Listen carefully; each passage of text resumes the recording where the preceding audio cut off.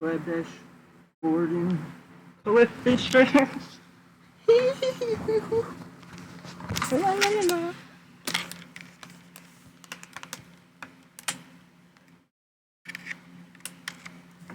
The Webish Gordon coefficient.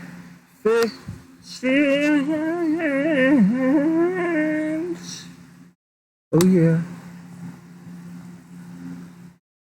Total art overhaul. Go fuck yourself.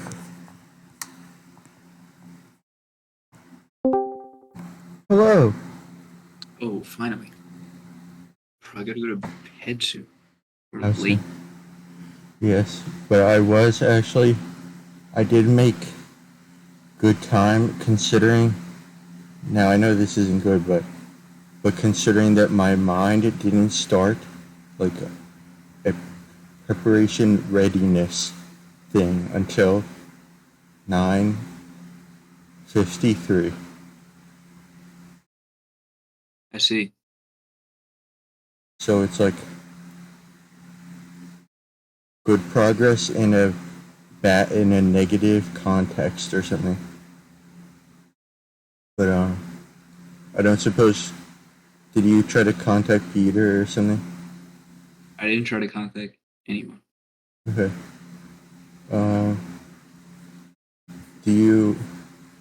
Would you like to watch, when do you go to bed? Probably like 25, 30, or 35, like 11. Okay. Would you like to watch, like, what is it? One of, like, YouTube physics videos from one of the guys who make good ones. If you haven't already seen New all of them. PBS Space Time just dropped, so we could watch that. Okay.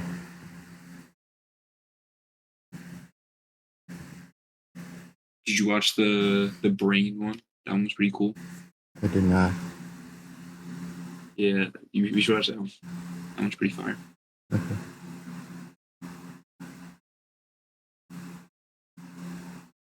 Are you in a position to screen share, or do I need to? It would probably be better if you do, but if you need me to, I can. Okay.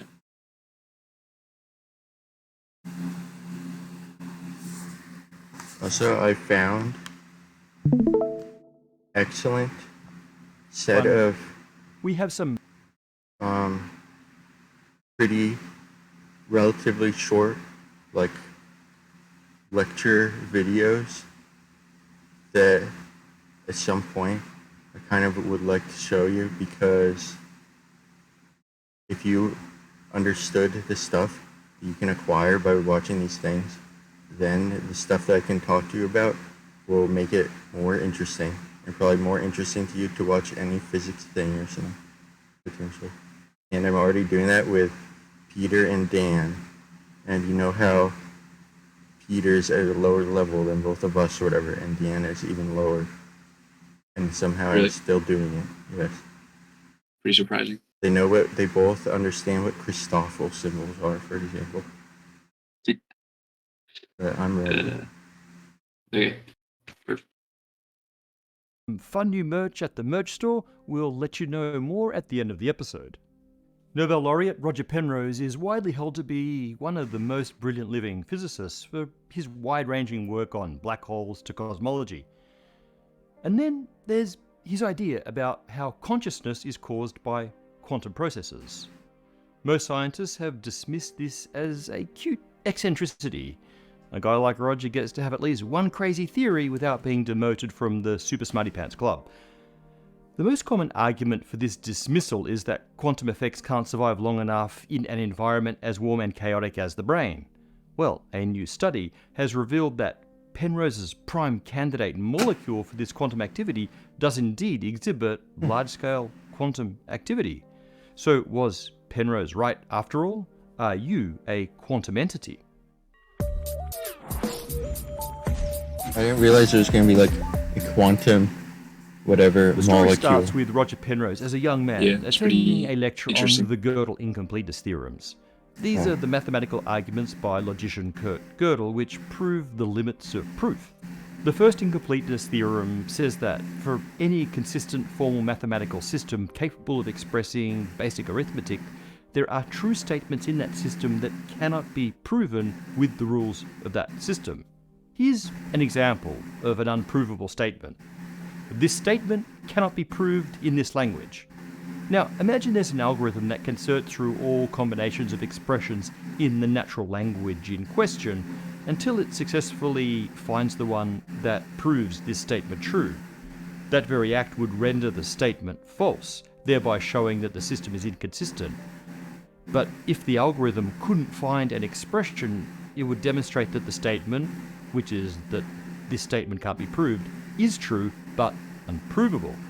So either the system is inconsistent or contains true but unprovable statements. It's incomplete. Now, natural languages are certainly inconsistent, but mathematics is designed to be perfectly self-consistent. Therefore, mathematics is incomplete. And since any algorithmic system is generally built on mathematics, like classical computation, they too must be incomplete, according to Kurt Gödel.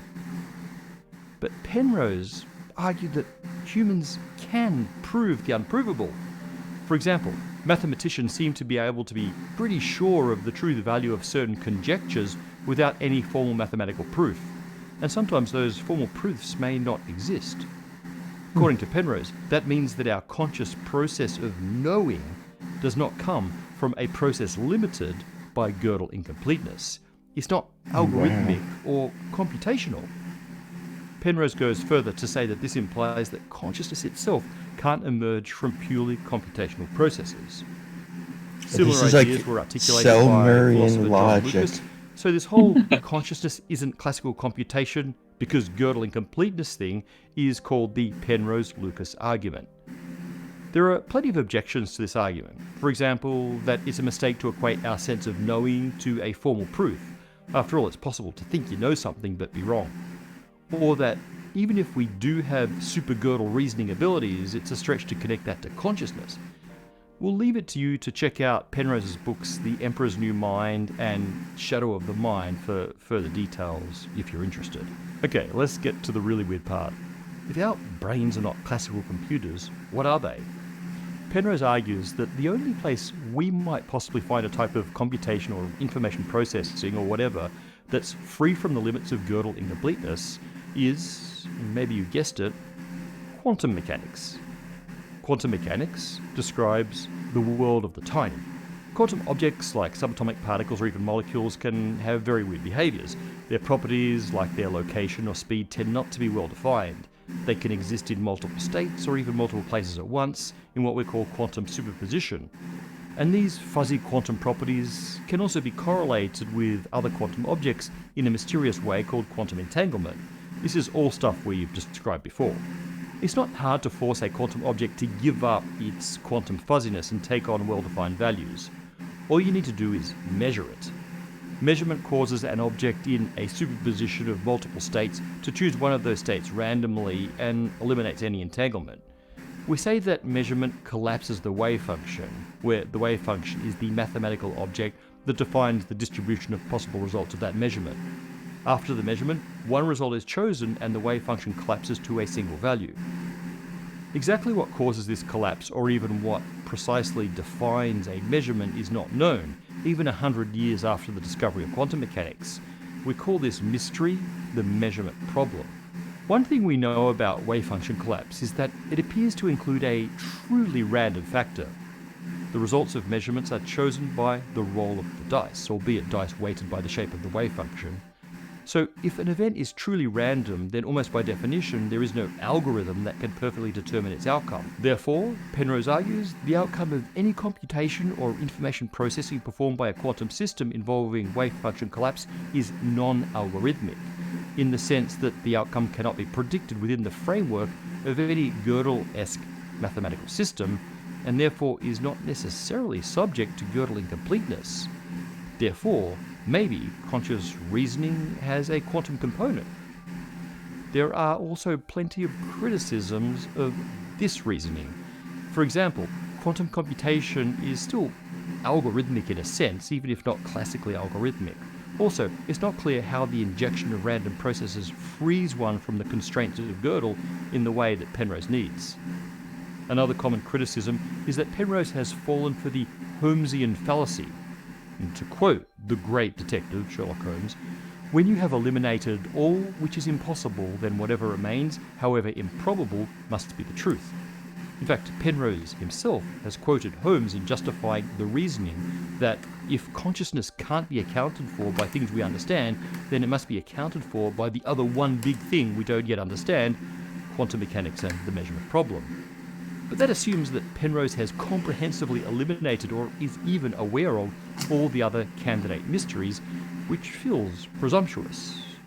On the other hand, this is Roger Penrose we're talking about, so maybe he really has taken a complete census of all mysteries and is justified in Sherlocking consciousness. A final objection, and the one that will finally get us to the new result, is that quantum behavior is generally only observable in the most pristine conditions, typically for individual or smallish collections of subatomic particles and carefully isolated from the environment. Quantum states decay extremely quickly unless in a vacuum and or near absolute zero temperature, and the more particles involved in a quantum state, the more easily the state gets destroyed. That's why quantum computers are so hard to build. The inside of the brain is far from a pristine environment. It's warm and gooey and seems thoroughly macroscopic and classical. In order to do the sort of quantum information processing that the Penrose-Lucas argument demands, a coherent quantum state needs to be maintained for timescales much longer and involve far more particles than should be possible in our meat computers. When Penrose first published his idea in The Emperor's New Mind, he had no idea how brains might do quantum processing. But then along came Stuart Hameroff. Hameroff is an anesthesiologist with a fascination with consciousness and with a molecular structure inside cells called microtubules, which he suspected may be involved. Microtubules are these tiny tubes that play many roles in every cell in your body. They're a major part of the eukaryote cell's skeleton, the cytoskeleton, stabilizing its shape. They act as conveyor belts, moving proteins around. They even play a key role pulling chromosomes apart when a cell divides. They're constantly being assembled and disassembled and adapt to what the cell needs in any given moment. A cell might have billions of these microtubules. Microtubules also have an extremely regular structure, almost crystal-like. They are made of alternating tubulin molecules of two different types. Those molecules have a polarity which could point one way or the other. This structure got Hameroff to thinking that maybe microtubules could in some way work as molecular computers, or at least some sort of molecular information storage. Add to this two more hints. Microtubules are abundant and differently structured in neurons than in any other cell. And also, there's some evidence that anesthetics may act by disabling microtubules, thereby disabling consciousness. So it's not so crazy that Hameroff wondered whether these molecules might actually have some more fundamental role in consciousness. And then Hameroff read The Emperor's New Mind and reached out to Penrose with the idea that microtubules could be a candidate for this quantum information processor inside neurons. That was in the early 90s. Since then, Penrose and Hameroff and others have developed some fairly involved scenarios around how this might work. The basic idea is that information gets stored across one, or actually really many microtubules over multiple neurons. The information, in the form of quantum bits, qubits, could be stored in a variety of ways, for example, the polarization direction of individual tubulins. So you have these quantum states that are networks of entangled qubits, and they are in superposition. That means many possible configurations of the ones and zeros of the qubits exist simultaneously across microtubules. And then something happens to collapse this superposition. Some type of measurement causes a single state to be chosen from the many. And it's that moment of collapse that Penrose thinks is a sort of proto-conscious moment. So our conscious experience would then be the sum of these moments happening all the time across the brain. By the way, Penrose also has a mechanism for this wave function collapse. It's called objective reduction. And it happens when the superposition of different space-time curvatures corresponding to those different quantum states reaches a certain threshold, causing one quantum state to be chosen. And we did an episode on objective reduction if you want the details. The overall theory is called orchestrated objective reduction, and the idea is that the brain uses this wave function collapse as part of its information processing mechanism, and this leads to conscious experience and also the ability to transcend classical computation. Orchestrated objective reduction has been around now for over 30 years, and frankly, very few people took it seriously, and I guess most still don't. Some don't agree with the Penrose-Lucas argument, and even fewer believe that coherent quantum states can persist long enough inside the messy environment of the cell interior. Which brings us to the reason we're doing this episode now. Evidence is emerging that microtubules may exhibit interesting quantum behaviors after all. In 2013, evidence was found that microtubules display large-scale quantum resonance, giving them unusual long-range electrical conduction properties and potentially allowing them to work as memory-switching elements. And just a few months ago, a paper came out adding weight to this idea. It's by Nathan Babcock and Philip Curian from Howard University and their collaborators, and it's titled Ultraviolet Superradiance from Meganetworks of Tryptophan in Biological Architectures. Now, those meganetworks of tryptophan are basically microtubules, but to rock the rest of that title, we need to understand superradiance. So, normally, if you radiate a bunch of atoms or molecules with a bunch of photons, each might absorb a photon, bumping an electron to a higher energy level, and then radiate another photon as the electron loses that energy. When the emitted photon has lower energy, then the process is called fluorescence. The de-excitation of many excited electrons takes a bit of time as they decay randomly one by one, so fluorescent materials glow for some time after being illuminated. Superradiance is a bit different. It can occur when a group of atoms or molecules get into excited states as an entangled group rather than individually. That can happen, for example, if the spacing between excited particles is smaller than the wavelength of the incoming photons. Then we can't say which particle absorbed which photon, so we have to treat the collection of particles as a single quantum superposition state of all possibilities of the absorption matchups. In any case, if the system of particles is in a collective excited state, then it tends to decay collectively, so photons are emitted together. This results in a much brighter and shorter spike of radiation than regular fluorescence. Another way to think of this is that the emission of photons from one electron in the ensemble prompts many identically excited electrons to decay, So if you see a super radiance, wave, then you which, know by the that way, is they was also exactly how entangled. lasers work. So you can see super radiance is sort of a this scaled giant down example of the cytoskeleton laser phenomenon. super So, radiating. super radiance is a very quantum effect, Yeah. and these researchers claim to have observed it in actual microtubules. More precisely, they claim to see super radiance in the tryptophan amino acids within tubular molecules when radiated with ultraviolet light. If this is right, it would require large-scale quantum entanglement of tryptophan molecules across the microtubule. Although the researchers didn't directly measure that entanglement or its source, according to their models, the amount of light emitted was hundreds of times that expected from simple fluorescence, and so could have only been possible through a super radiant process. The researchers also did a bunch of quantum simulations to explore the effect and found that these entangled excited states can extend a long way along microtubules, far longer than would normally be expected in an environment like the brain. This implies that microtubules could at the very least serve some role in cell signaling. Finally, they found that this coherence was more stable the larger the microtubule and microtubule network, which gives some hope that this effect might actually appear in a real living neuron. On the other hand, Penrose and Hameroff estimate that a good fraction of all the microtubules in all the neurons in the brain need to be entangled to generate human consciousness. And that level of warm, wet, macroscopic entanglement is pretty hard to believe. So, what are the implications of this? Well, forget consciousness. Even if microtubules contribute to cognition, we may be a way further from artificial general intelligence than some believe. Brains have around 10 to the power of 14 synapses. AGI optimists have said that we'll be able to simulate human intelligence when we have computers capable of simulating that many connections, which Moore's law tells us will be pretty soon. However, if neurons are also doing internal computation with microtubules, and there are 1 billion microtubules per neuron computing maybe 1 million times faster than the neuron firing rate, then we may need to wait quite a bit longer to make our first AGI.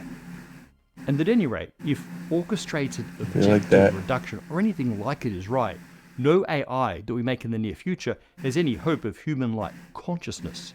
If we want that, and I'm not sure we want that, we're going to have to build our AIs on quantum computers. So after a good mix of science, philosophy and speculation, it's appropriate to finish with a little disclaimer. What the microtubule superradiance really shows is that there are potentially quantum processes happening in the brain. There is, of course, no claim in the recent paper that this relates to consciousness at all. Consciousness only comes into play if you accept the arguments of Penrose, Lucas, and Hameroff. We'll leave it up to you to take a philosophical stance there, but I will say that I've always been pretty dismissive of Penrose's idea, but this has me looking at it a bit more closely. And the same is surely true of others. But a lot of work needs to be done to establish that actual quantum information processing is happening in microtubules, and to even establish a concrete mechanism by which this phenomenon could generate our conscious experience. On the other hand, don't you kind of feel like you are a massively entangled quantum state collapsing under the build-up of superposed space-time? Hey everyone, we have a few new items for sale at the merch store. First up is a new limited edition. This theory is just like Code Geass. Like who? It's just like the fund. It's just like Geass, which is the mechanism that's like at the heart of Code Geass, which is a anime. I see. But which is interesting because there's even it has all to do with consciousness and collective consciousness things, and even stuff like related to like God and consciousness. And I was thinking during I was thinking like, well, if you have like super Gödelian reasoning capability in humans, then that might be responsible for some things that are like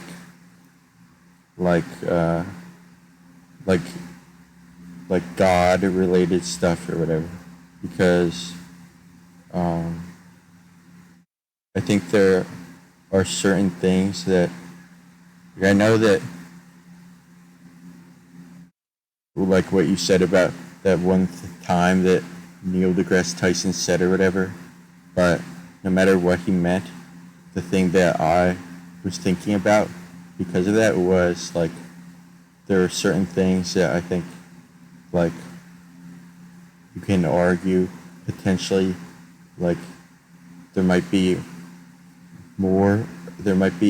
the axioms we suppose or whatever might not be valid, but there might be more fundamental ones that are, or something, or whatever.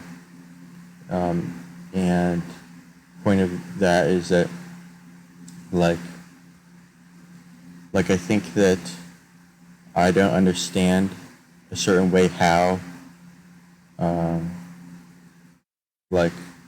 you know how, like, if just supposing that, like, all this stuff with, like God and Him's, what does it say? His Holy Spirit makes guys be knowing stuff, and then they can say things or something. And then that's why humans are aware of this stuff. And I think that might make sense as like a mechanism that is able to translate. Like I think that it might, like, knowledge about like God related things or something, at least some of it might require, like it might be unprovable by Gödel incompleteness within the scope of like the universe or something.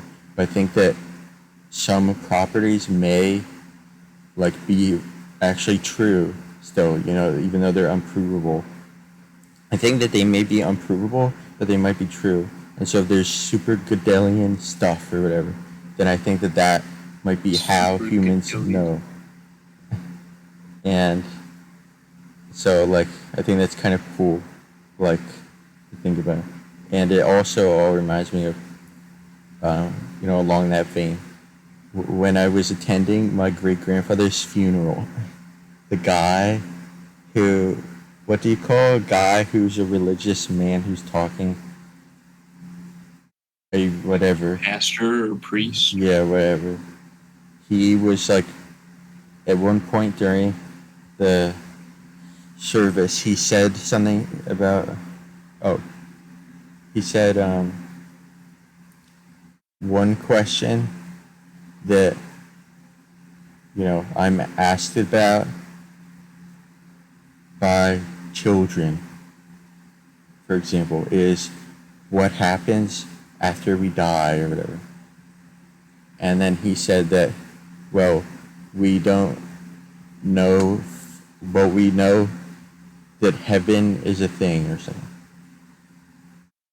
At least according to this beliefs. But we don't know what anything, like, we barely know anything else about heaven. And in fact, anybody who tells you they know, like, all about what heaven is and stuff, that they're, like, just manipulators, humans or something.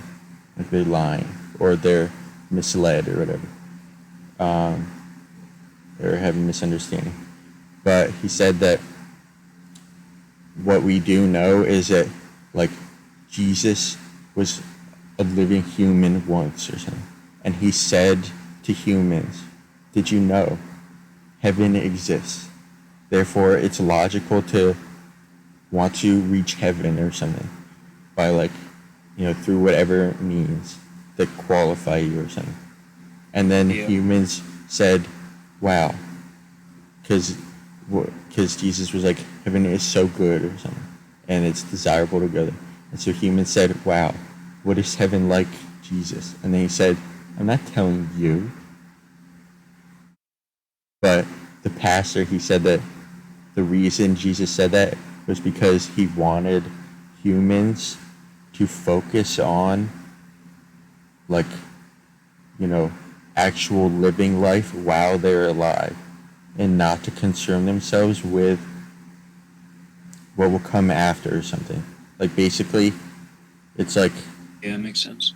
Basically, it's like, at least how I'm thinking about it, it's like, if Jesus actually introduces too much information about heaven, it might not be completely detrimental or deleterious, I don't know, but to some extent it might be like a cognito hazard, but just in the sense that, like, you're, you know what I mean? It could just be like suboptimal, essentially. Yeah, whatever it is. I mean, maybe if it's like so good, then every human is like, okay, I must commit suicide immediately. Yeah. So that would not be good. Yeah, like, and that might run... It could even just be like surely God is like an optimizer. So you must like be choosing like optimal things, even if there's like slightly more, or like an unclear route, or you know what I mean? Yes. Like the butterfly effect. Yes. Because presumably, like, it's the ends justify the means, and the means can be, like, complex beyond comprehension or whatever. Yeah. Human comprehension.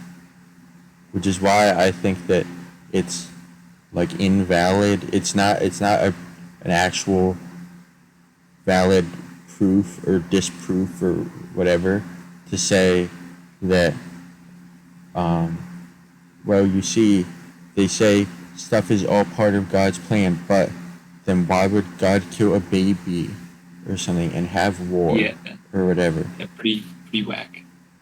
And like I see the point. I see the point in what they're saying, because you think, oh yeah, if God is so good, He is all good or whatever, then those things seem so bad, and like they are to us. But of course, we don't. First of all, we don't know what the ultimate plan is.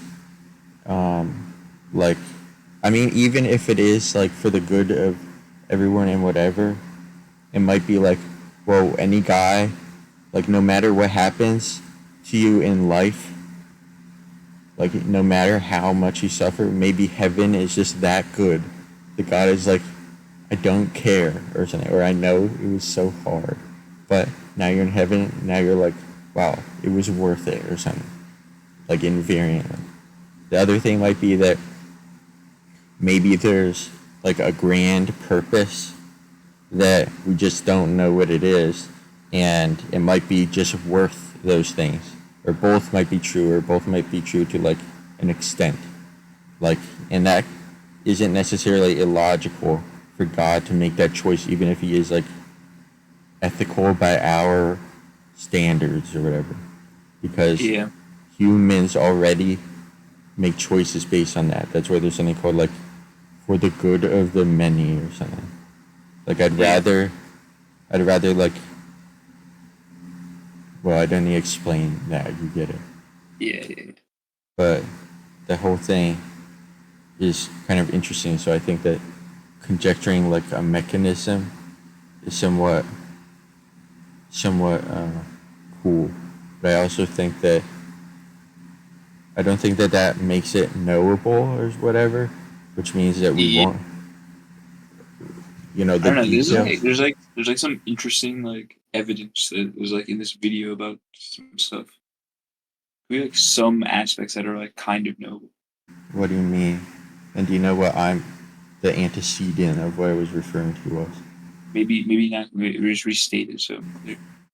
I mean, there might still be, like, even if we have a complete understanding and like model of consciousness via the effects described in the video and whatever, that I don't know that necessarily means that we'd be able to like read Jesus's dead thoughts or whatever about what heaven is like or whatever. I don't know to what extent we could acquire information, if any, but we could. I think it's still enlightening to know. Well, I don't know. What did you think I said? Because whatever you started saying was I thought you were interesting. talking about like is the mechanism of consciousness knowable? I think it probably is. Potentially. I don't see any reason why it is definitely not. So that's not what I was referring to. Also, are you familiar with what? Yes, certainly you're familiar with the concept of a tangent space. Actually, I guess I should say, certainly you're familiar with the concept of a surface or whatever, like in the Yeah. context of calculus 3 and Yeah. of tangent planes. Yeah. Okay. And like how you use partial derivatives or whatever of the parametrization of the plane Yeah. to define, basis vectors on the tangent plane that span the tangent plane. Right? Yeah. Okay.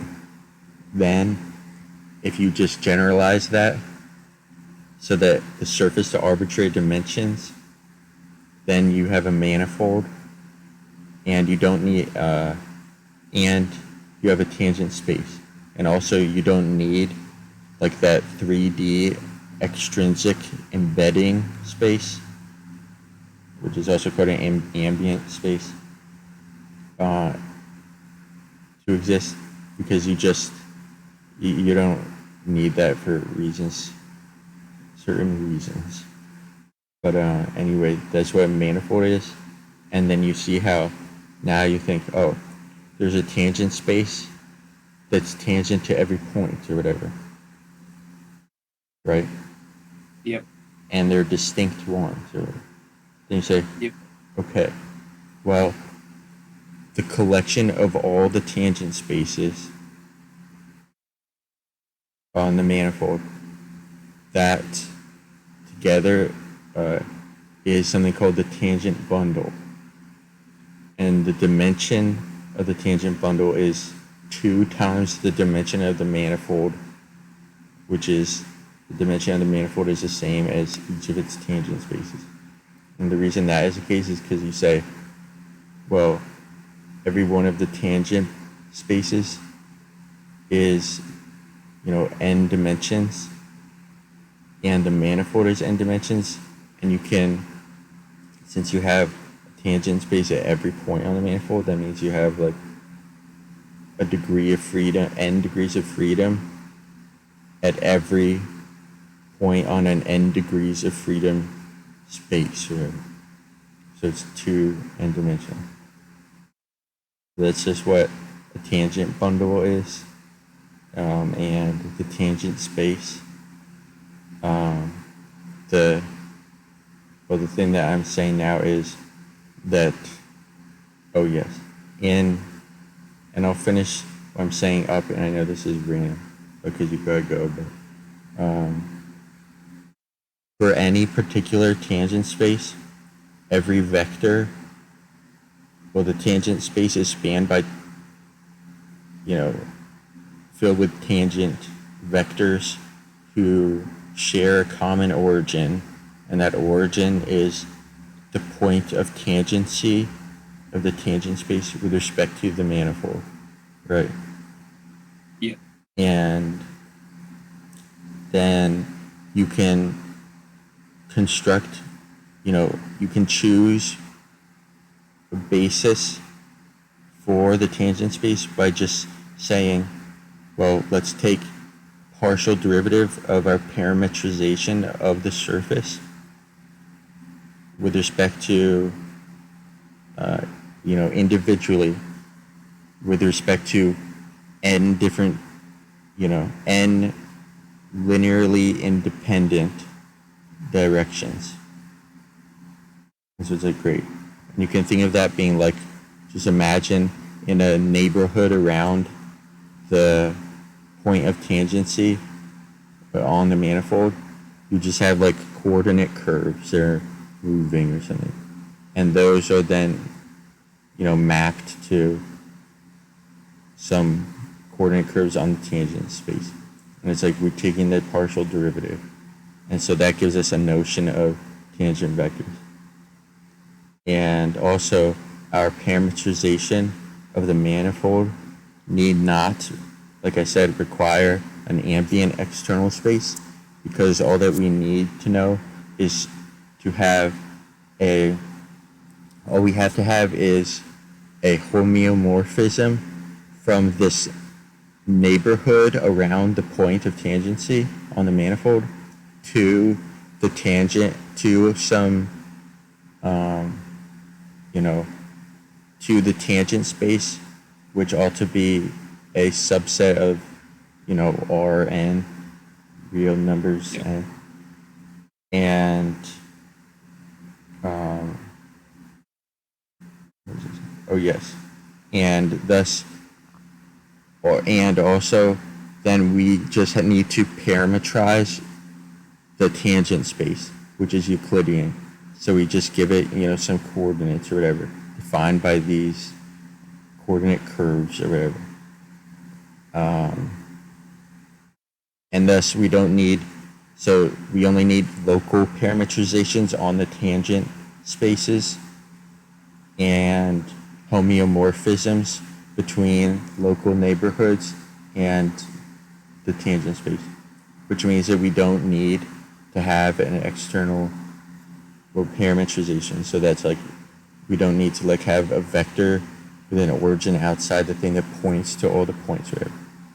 So that removes the pitfall of thinking of manifold parametrizations as being like vectors, or I mean arrows, because there's still the notion of distance between 2 points on the manifold makes sense, even though it won't make sense if you try to say, well, the arrow that points between 2 spaces on the manifold is going to have to pop out of the manifold into an external 3D space. But, you know, that's not, that geometry distance is not intrinsic, and we don't have an external space. Well, then you just say, yeah, but this is because that's not how stuff works, or whatever. The only vectors that exist are tangent vectors. And the vector that describes the position, you know, the position of points in the manifold is just that. It's like, it's a, you know, an ordered n tuple or whatever that just says the coordinate location or whatever.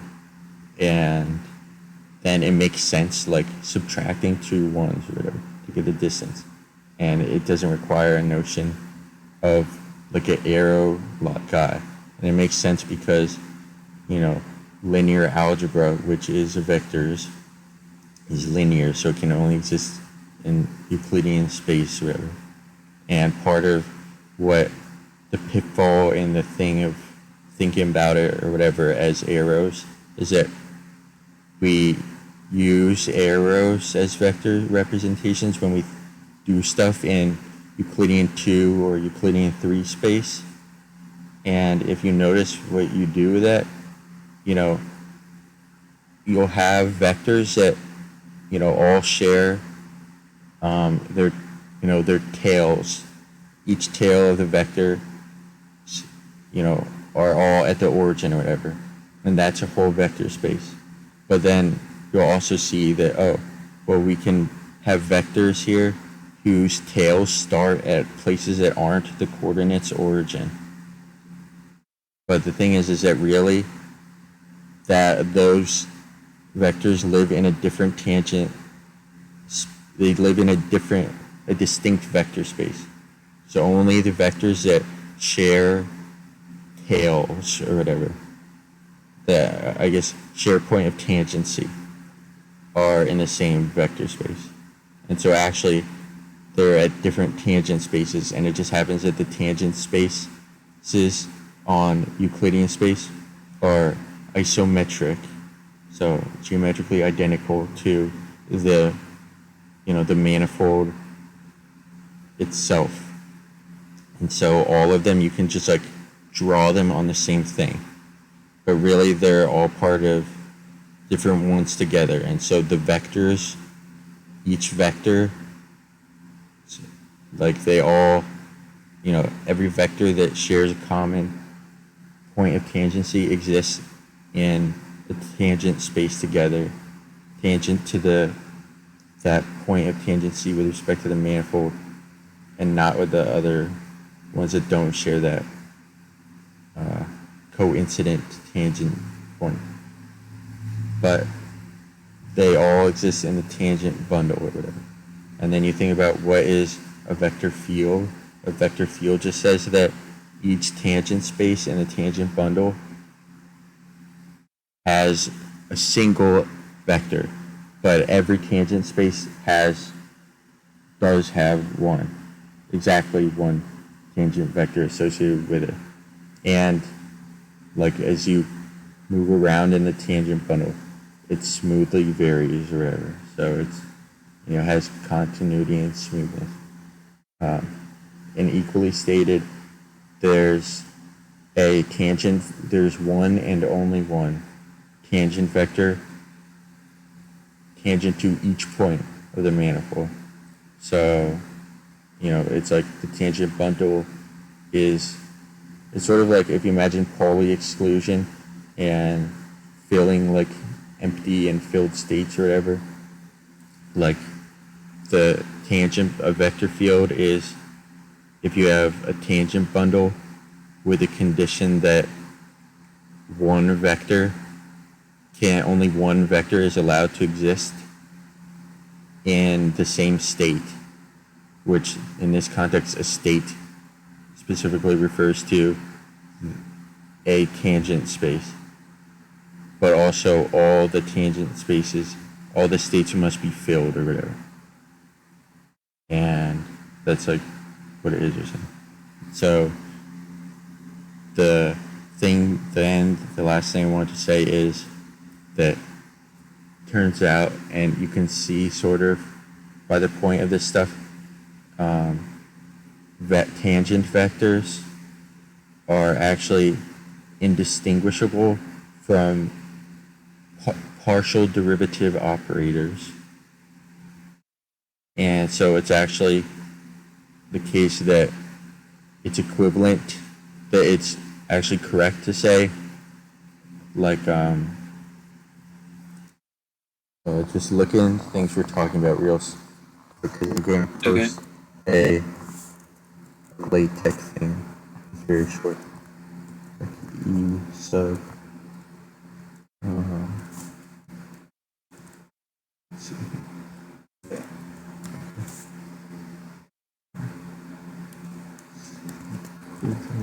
Through that partial x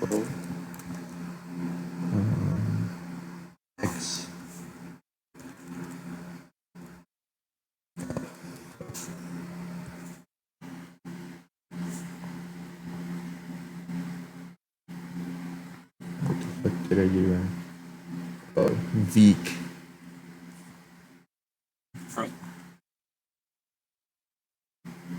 Okay, there. You see this? Yeah. Now that looks weird at first or something, but it's actually a true statement or whatever. And so then it's like, okay, what kind of makes sense? If you think about, instead of vector fields, you think of slope fields, which you probably learned before vector fields or whatever, and like Mrs. Shade. But then it's like you realize, oh, yeah, I mean, the slope field. Yeah, I got it. Yeah. And the last thing I'll say is, you say, well, if the partial derivative operator is an operator, then doesn't that mean the tangent vector must also be an operator, so it can operate on things? And the answer is yes. It operates on linear functionals. I mean, really, linear functionals operate on it. But, yeah, and linear functionals are just guys that take vectors and map them to scalars. So, and that makes sense because if you operate a partial derivative operator on a function, a linear functional is like a type of function. So you operate partial derivative operator on a function, then that takes it to a derivative, but you'll notice the derivative is itself a function. It's not a derivative operator. So once you operate a derivative on a function, it's no longer an operator. It's an operated on function or whatever. So it all is cool. So just remember that stuff forever. And do you understand everything? Yeah, pretty much. I do have to go to bed. I know. But that will be very cool remembering that. I will Thank give you. it my all, as they say. Okay. Well, I'll see you tomorrow for Peter's Song Exchange. Yeah. Thanks for listening and showing me that thing. Yep. All right, bye. Okay, see you.